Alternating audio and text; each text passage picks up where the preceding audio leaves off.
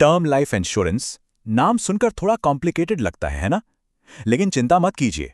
आज हम इसे एकदम सिंपल तरीके से समझेंगे ताकि अपने परिवार के लिए सही फैसला लेना आसान हो जाए। चलिए, एक बहुत ही सीधे लेकिन जरूरी सवाल से शुरू करते हैं। असल में यही वो एक सवाल है जिसका जवाब लाइफ इंश्योरेंस देने की कोशिश करता है। देखिए, भविष्य को लेके थोड़ी बहुत अनिश्चितता तो मन में रहती ही है।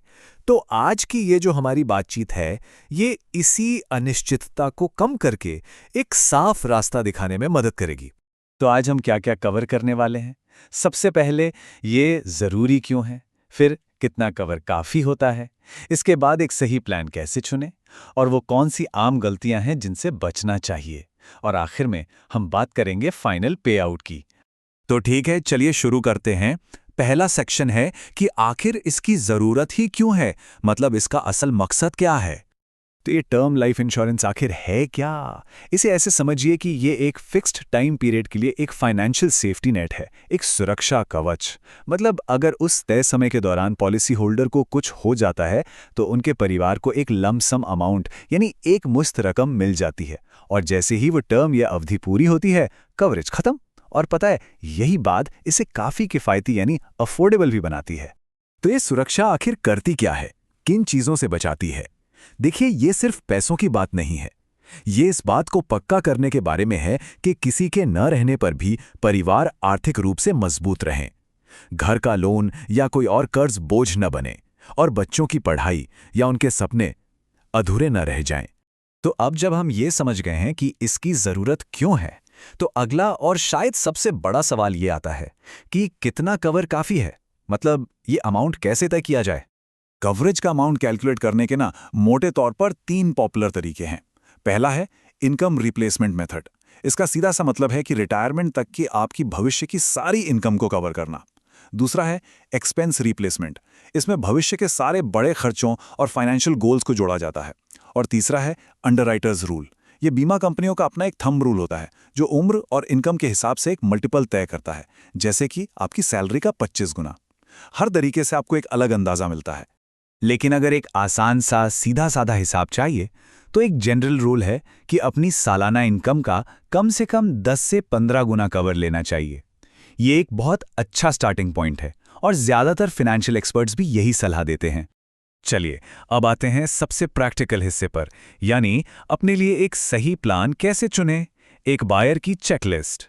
और कोई भी फैसला लेने से पहले ये बहुत ज़रूरी है कि इंश्योरेंस कंपनी और पॉलिसी दोनों के डिटेल्स को ज़रा बारीकी से देखा जाए, क्योंकि सारी ज़रूरी बातें इन डिटेल्स में ही छिपी होती हैं।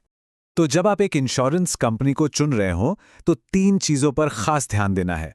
पहला और सबसे ज़रूरी, क्लेम सेटलमेंट रेशियो। ये बताता है कि कंपनी को मिले 100 क्लेम में से वो कितने पास करती है। ये 97% से ऊपर हो तो बहुत अच्छा है। दूसरा है अमाउंट सेटलमेंट रेशियो। इससे पता चलता है कि कंपनी क्लेम के कुल अमाउंट का कितना प्रतिशत पैसा देती है। ये भी 90% से ऊपर होना चाहिए। और तीसरा, वॉल्यूम ऑफ कंप्लेंट्स, यानी शिकायतों की संख्या। ये जितनी कम हो उतना अच्छा। अच्छा, कंपनी तो चुन ली, अब पॉलिसी के अंदर क्या देखना है? पॉलिसी में क्रिटिकल इलनेस बेनिफिट है या नहीं? मतलब अगर कोई बड़ी बीमारी डायग्नोज होती है तो क्या कुछ पेमेंट मिलेगा? दूसरा, टर्मिनल इलनेस बेनिफिट, यानी अगर कोई लाइलाज बीमारी का पता चलता है तो क्या कवर अमाउंट पहले ही मिल जाएगा? और एक बहुत ही जरूरी फीचर, वेवर ऑफ प्रीमियम। मतलब अगर किसी एक्सीडेंट या बीमारी की वजह से परमानेंट डिसेबिलिटी हो जाए तो क्या आगे के सारे प्रीमियम माफ हो जाएंगे? और यहीं पर एक और शब्द आता है, राइडर्स। आप इन्हें अपनी बेसिक पॉलिसी के ऊपर छोटे छोटे एड ऑन की तरह समझ सकते हैं। थोड़े से एक्स्ट्रा पैसे देकर आप क्रिटिकल इलनेस या एक्सीडेंटल डेथ जैसी चीजों के लिए एक्स्ट्रा कवरेज जोड़ सकते हैं। ये आपके पॉलिसी को और भी मजबूत बना देते हैं। तो क्या क्या देखना है ये तो हमें पता चल गया। अब बात करते हैं कि क्या क्या नहीं करना है। ये कुछ ऐसी आम गलतियां हैं जो महंगी पड़ सकती हैं। सबसे पहली और सबसे बड़ी गलती, अपने भविष्य को अंडर इंश्योर करना, मतलब महंगाई को भूल जाना। सोचिए, जो रकम आज बहुत बड़ी लग रही है, क्या वो 15-20 साल बाद भी उतनी ही वैल्यू रखेगी? शायद नहीं। इसलिए जब भी कवर अमाउंट तय करें तो भविष्य में बढ़ने वाली महंगाई को ध्यान में जरूर रखें। दूसरी आम गलती है थोड़े से प्रीमियम बचाने के चक्कर में बहुत छोटी पॉलिसी टर्म चुन लेना। ये एक बहुत बड़ा रिस्क हो सकता है, क्योंकि अगर आपकी पॉलिसी तब खत्म हो गई जब आपको उसकी जरूरत सबसे ज्यादा थी, तो उस उम्र में नई पॉलिसी लेना या तो बहुत ज्यादा महंगा पड़ेगा या शायद मिलेगा ही नहीं। और तीसरी गलती जो कि बिल्कुल नहीं करनी है, वो है एप्लीकेशन फॉर्म में गलत जानकारी देना।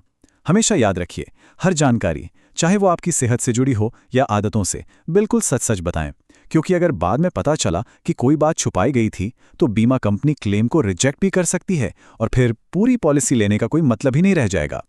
तो चलिए अब हम आखिरी हिस्से पर आते हैं, यानी वो प्रोसेस जिसके लिए ये सारी मेहनत की जाती है, क्लेम प्रोसेस। ये समझना बहुत जरूरी है क्योंकि इससे एक मन की शांति मिलती है। अक्सर लोग क्लेम प्रोसेस के नाम से ही घबरा जाते हैं, लेकिन ऐसा करने की बिल्कुल जरूरत नहीं है। इसे एक बहुत ही clear step by step process की तरह डिजाइन किया गया है, ताकि जरूरत के समय परिवार को आसानी से फाइनेंशियल सपोर्ट मिल सके। तो ये प्रोसेस काम कैसे करता है? बहुत सिंपल है। पहला स्टेप है जरूरी डॉक्यूमेंट्स जैसे पॉलिसी पेपर्स और डेथ सर्टिफिकेट को इकट्ठा करना। इसके बाद जल्द से जल्द इंश्योरेंस कंपनी को इन्फॉर्म करना होता है। फिर उनके क्लेम फॉर्म्स को सही भरकर सारे डॉक्यूमेंट्स के साथ जमा करना होता है। और हाँ, थोड़ा फॉलोअप भी करना पड़ सकता है। और एक बार क्लेम अप्रूव हो जाने पर पैसा बेनिफिशियरी के अकाउंट में आ जाता है। ये एक मैनेजेबल प्रोसेस है। आखिर में सारी बातचीत का सार इस एक लाइन में है। मकसद सिर्फ एक पॉलिसी लेना नहीं है।